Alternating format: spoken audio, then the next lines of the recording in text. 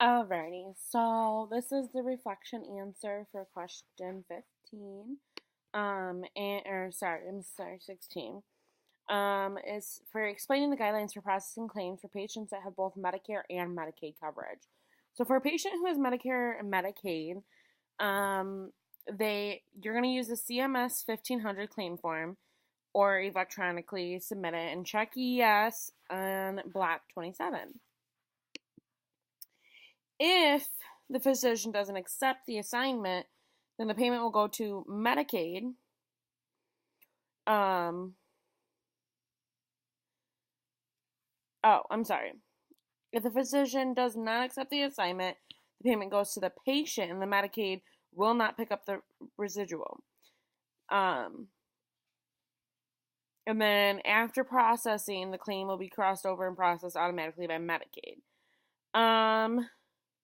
You don't have to submit another form, and claims should be sent according to the time limit designated by Medicaid programs.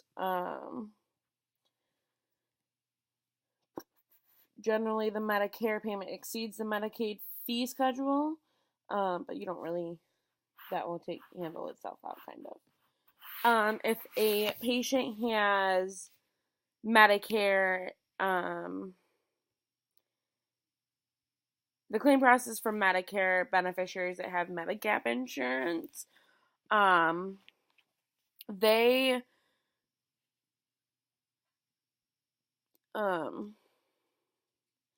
Medicare carriers transmit the Medigap claims electronically for their participating physicians, which eliminates an additional claim file. Medigap payments go directly to the participating physicians, and the Medicare summary notice is sent to the patient.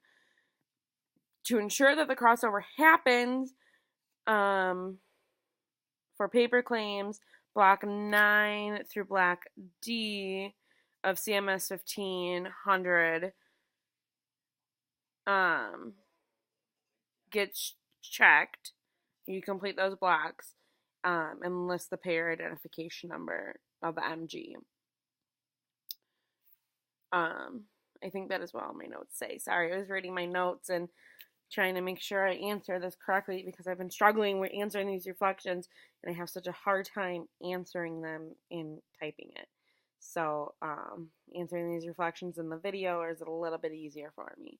So the Medicare, Medicaid, if the physician doesn't accept the payment or the assignment, if the physician doesn't accept this assignment, it then goes to the patient because they don't cover the residual. Medicaid will not pick up the residual. So it gets crossed over and is completed by Medicare. Medicare, Medigap, they need to make sure that they complete blocks 9 through 9D on the CMS 1500 and list the payer identification number to make sure that the crossover happens correctly with the Medicare and Medigap.